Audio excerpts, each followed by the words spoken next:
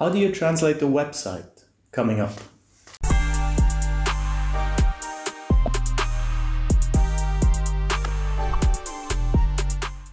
Hello and welcome back to the Freelanceverse. Thanks so much for tuning in once again this week. We are so close to 20,000 subscribers, so if you're watching this and you haven't subscribed yet, please make sure to subscribe to the channel and like the video. I really want to hit 20,000 subscribers by the end of the year, so let's make that happen. Today's video, as you can see in the title, is about website translation. I get many comments, people asking, a client of mine wants me to translate their website, but I have no idea what to do. So today we tackle this topic. 75% of consumers in a global study said that they are more likely to buy products from a localized website. Now, of course, it doesn't make sense to automatically translate your website into all possible languages, right? Because you will encounter a couple of problems. You will have very bad automatic translation of your website. That's never a good sign, also for SEO. B, yes, you will have translations, but you will not have localizations, right? They will not be localized for a specific market. And C, you will end up with many translations of languages you don't really need, right? It doesn't make sense to translate your website in any kind of language. You really need to, as a business, you need to make a conscious decision if it makes sense to translate and to localize, and in which language and locale. Questions you can ask yourself is, does it make sense? Like, is my product, my service actually suitable for international sales? Or is it, like, let's take an example. If you're offering plumbing services in Birmingham in the UK, you don't need localization, right? Because your clients will be local in English, so that's fine.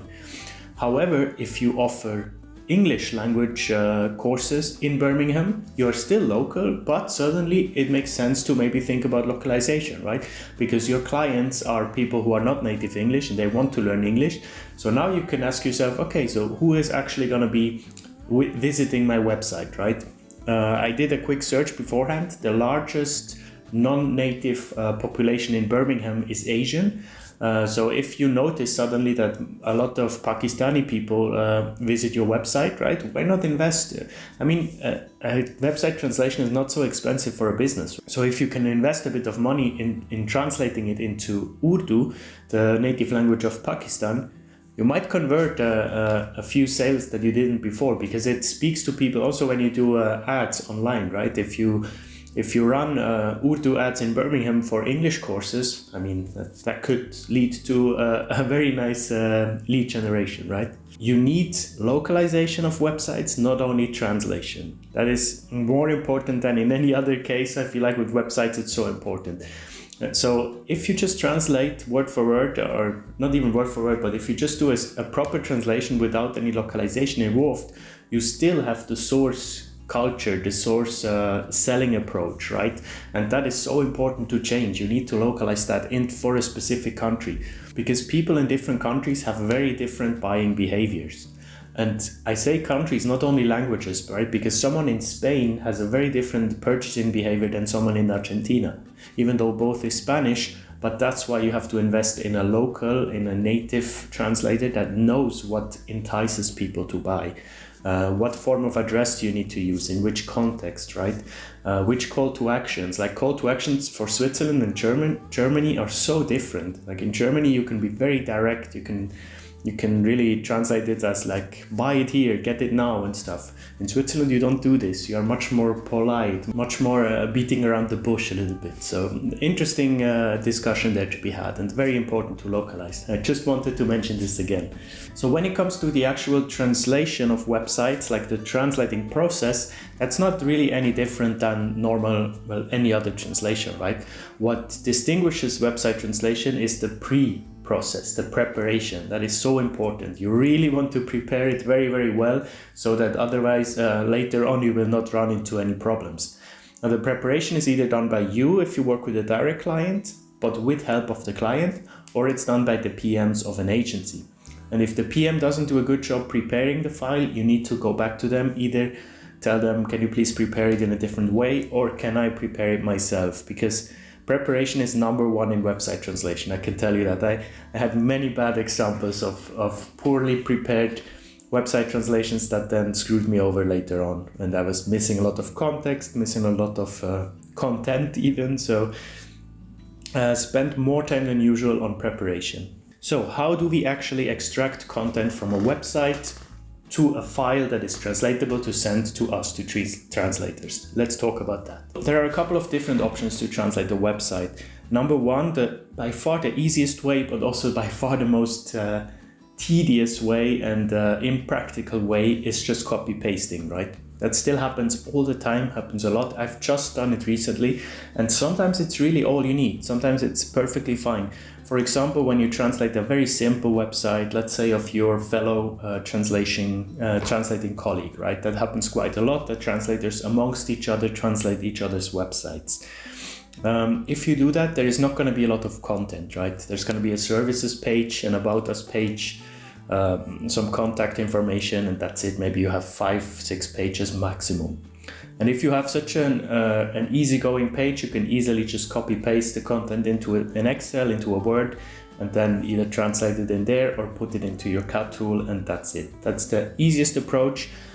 It then requires the copy pasting back into the website, so there is some tedious parts in it, as I said before, but if it's not a bigger website, you can perfectly fine do that. However, if you've ever done that, you know the drawbacks and the problems that occur. Content can be missing, right? For example, if there is a slider and you copy content, then only the slider that was currently active will be copied. And if you go slide to the right, all the rest of the content will be missing.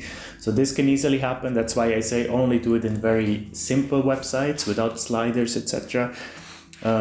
Context can be missing.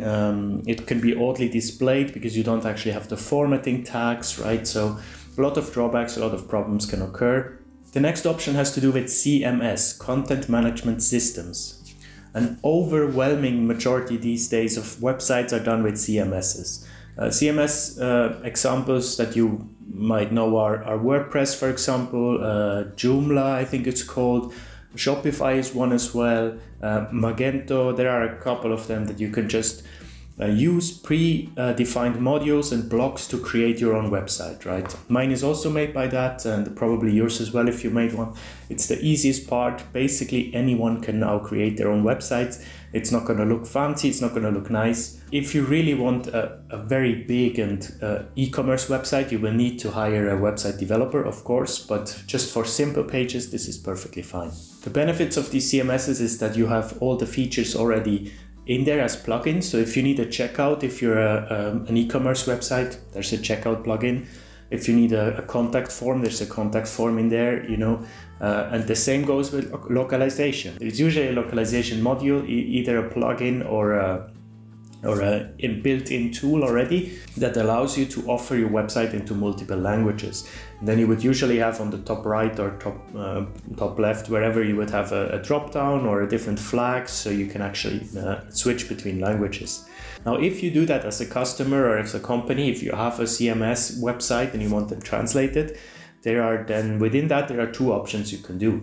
You can either, if you really trust the freelancer, if you really trust the translator you're working with, you can give them direct access to your translation management system, right? So to your WordPress account, and they can actually go in there and translate it right into the correct module. That's perfectly fine if you trust them very much, because that's quite a high trust barrier there, I would say. If you don't want to do that, you can export the file from the WordPress or from any other CMS. You can export it into an XML, for example. That works fine, but it doesn't include all the plugins, so some of the functionalities might be missing. Even better, if your tool allows, is to export an XLIF file.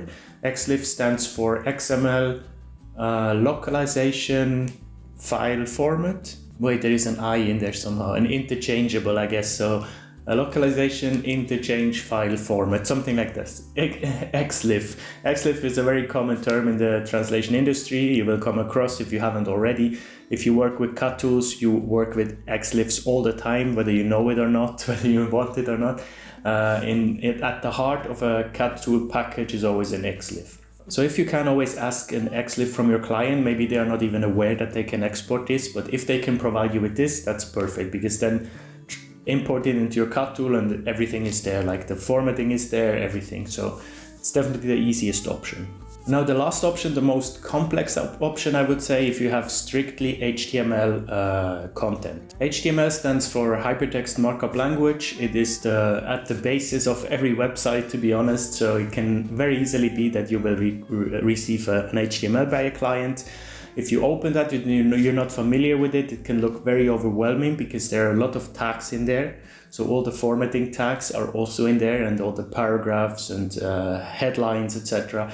It makes sense. If you want to go into this, it makes sense to learn basic HTML so you know what means what and what actually your tags also do, because sometimes you need to fix a tag from your client when it's a messed up file. By now, basically every CAD tool can import HTML files just fine, right? Like I'm going to show you a print screen here of MemoQ. When you import an HTML file into MemoQ, you can click Import with Options, choose the HTML option. I'm not sure if I'm saying HTML in all this video, sorry, there's a lot of abbreviations. And then you can import it like that, and it knows perfectly which tag means what, right? And then you don't actually get confused in the editor, because it will show you the text to translate and also the tags as non-editable segments. So that's really nice. With this, you can be sure that you don't miss any content on the website, because it is actually the source of the website, right? It's the back end. One key point there, HTML is not limited to websites. Also, if you do software localization, for example, you will encounter HTML quite often. It's still a key file format in today's digital age, and I work with it all the time. Just for these purposes, I'm focusing only on HTML websites. A really important point when working with HTML, which is really nice in that case actually, is that hyperlinks are shown to you as actual hyperlinks, so you know if there's a link behind a CTA, for example, a call to action. And these hyperlinks need to be translated usually as well, right? Because if you have an English source with a hyperlink to another website, then probably the language key in that URL is English. So if you click on it, you go to the English website of your target. But if you then read a German article, for example, and you click on this link, you don't want to go to an English website, right? If this website where you lead to is also translated, you need to change the hyperlink, the URL, so it leads you to a German website. The whole system of the World Wide Web is based on referencing each other's pages, right? So it's important that and if there is no translation available of the landing page you're projecting to, I usually write in brackets, only available in English, for example, in the German translation, because then if the user clicks on it, they know already to expect that they get led to, I don't know, like a PDF or something that's only in English so far. Any tags that are in the file, you always have to also put them in your target file so it doesn't get messed up in the formatting. So whether you work with an XLIF or with an HTML, always take the tags from the source and put them also in the target. Just copy paste it and then only change the text, because otherwise you mess up everything, right? If you work with simply copy paste, you don't need to worry about tags, then someone else will do that actually enters the translation into the content management system at the end. Okay, this was maybe a bit complicated. I'm sorry, I hope people could follow it that are interested. Let me know if this was clear, if you need more explanation. I hope this made it a bit clearer if you want to go into this direction. Thanks so much for watching. As I said, make sure to subscribe so we can reach the 20K goal by the end of the year. And I see you next Monday with an interview about interpreting. Stay tuned. Bye bye.